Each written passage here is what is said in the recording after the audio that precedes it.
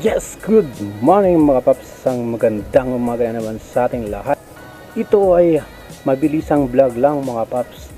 Sa mga namro problema pala ng rear fender ng Raider 150 natin is napakadali lang yan mga paps.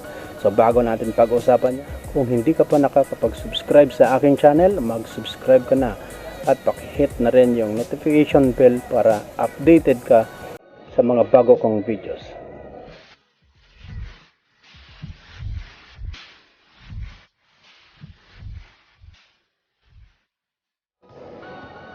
Siyempre, unang-una, baklasin natin yung motor natin.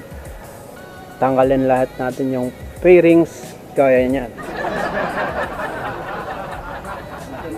Siyempre, pag natanggal natin mga paps, dahil tabingi yung tapalodo natin, baklasin natin yung dalawang tornilyo na yan, no? So, yan, tsaka eto.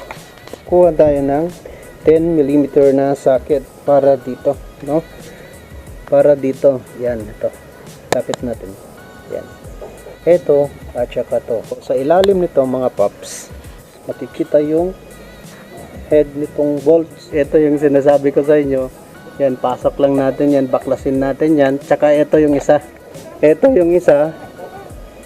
So, size 10 pareho. Yung 10mm yan. Tsaka yung isa, ito rin. So, babaklasin natin yan mga paps. Hindi mo na kailangan pupunta pa ng motorcycle shop. Paano masabi? Dahil ikaw mismo, kayang-kaya mo na itong gawan ng paraan. So, pasok lang natin yan. So, syempre, paikutin, palawagan natin yan hanggang sa matanggal.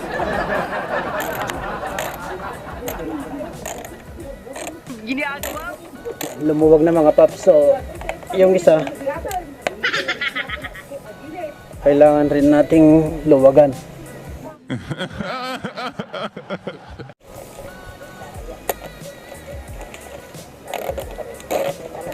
Magaling kang kupal ka.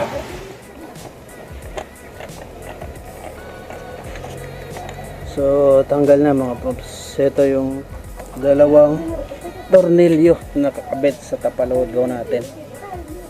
So, kung pansin nyo, nahiwalay na siya. Maalog-alog na. Kukuha tayo ngayon ng washer, no?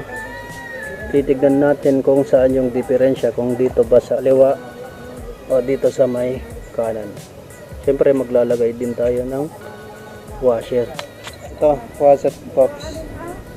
Try natin nilagay dito, no? Dito sa pagitan dito. Yan, pasok lang natin yan. At siyempre, ibalik natin yung tinanggal nating tornilyo. Ito, yung dalawa na galing sa ilalim. Yan yung nilagay nating washer. So, ibalik lang natin tong bolts. Siyempre, sa ilalim tong ulo niya.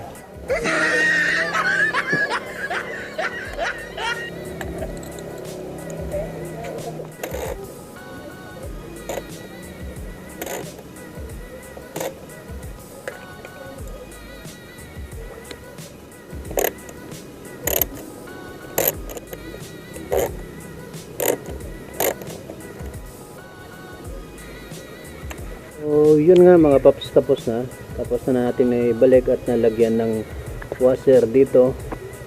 Titingnan nyo lang kung saan yung bandang tabing at kung saan yung ilalagay yung washer, kung dito sa kaliwa o dito sa kanan. So pagkatapos natin nahigpitan mga paps, eto, check natin mga paps kung okay na ba siya. Ayan. Papansin nyo, sentrong-sentro na siya. Since hindi pa natin tapos may balik yung kaha ng ating motor, ang gawin natin ngayon is ibabalik ko na siya sa dati dahil nga tagulan kasi dito sa amin. So binaklas ko dahil masyado nang madumi, no? Nilinisan na lang din natin, sabay yung pag-align na rin sa ating rear fender o tapalodo. Ayan nga, maraming salamat. Sana may natutunan kayo. Hanggang dito na lang yung video ko at sana may natutunan kayo sa ating topic ngayon. Salamat nga pala sa lahat ng mga bagong subscribers. Maraming salamat. Please like,